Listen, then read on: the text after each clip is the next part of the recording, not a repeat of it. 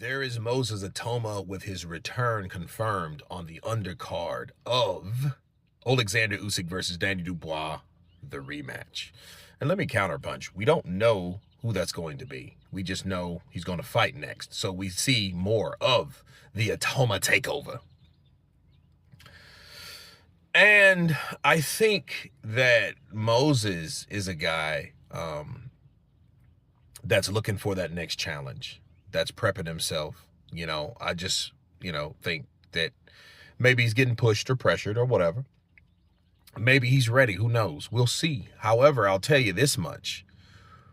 Where have you heard someone, I guess besides Filip Hrgovic, because I think Hrgovic called him out, but you haven't heard anyone calling out Itauma. You haven't heard anyone just calling out Moses saying like, hey, Moses, I want to end your streak. I haven't heard that yet.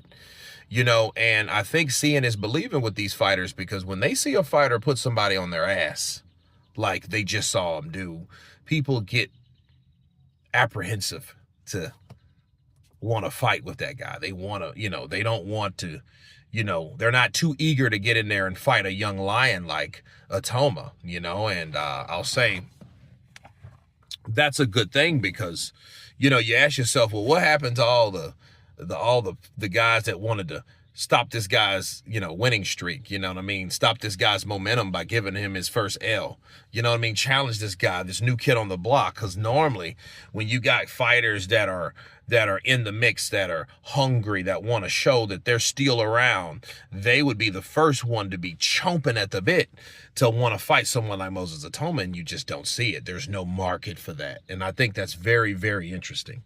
I think that's very interesting. You don't have a market for, those guys that want Moses. Like, nah, give me Moses Itauma. I want to be that WBO #1. Get me in that place, because I want to take that guy and punch him in the face. Bars. That's what I'm talking about, and it's crazy. But it's good to see Moses Itauma back. Possible opponents, Hrgovic, Jermaine Franklin would be good. Andy Ruiz, we've talked about him. And speaking of Andy for a minute, I'll say this about Andy. I don't think Andy would want to fight like that. I think Andy is only setting aside certain fights with certain fighters for a certain amount of money.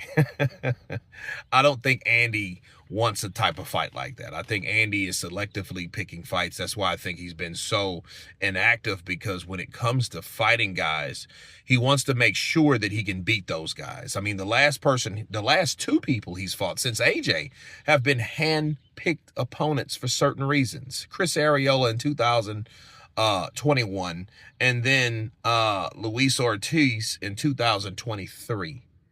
You see what I mean? So yeah, and that's after he knew Luis Ortiz didn't have punch resistance anymore, and then he took that fight after ducking him 3 years before that. You know what I'm saying? So, Andy ain't fought nobody, and he had a draw in his last fight and broke his hand on Miller's head.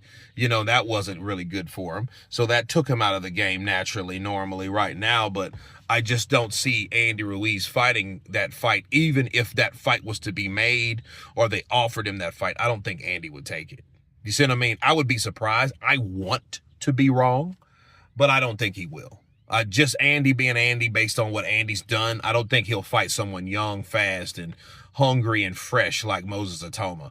But, do I still think Andy's a good fighter? Hell yeah, I think he's a good fighter. I think he's a possible banana peel for any time, because he's explosive with his counterpunching and his upper body movement. You know what I mean? If he had more stamina, he could do more. He would be willing to do more because he has more energy to do more. But no, I don't think Andy's that type of fighter. I think Andy wants certain fights based on what his expectations grew to when getting those AJ opportunities. But you guys tell me what you think of Moses Itauma returning on the undercard of Alexander Usyk versus Danny Dubois. Of course, please subscribe. And you guys been Counterpunch.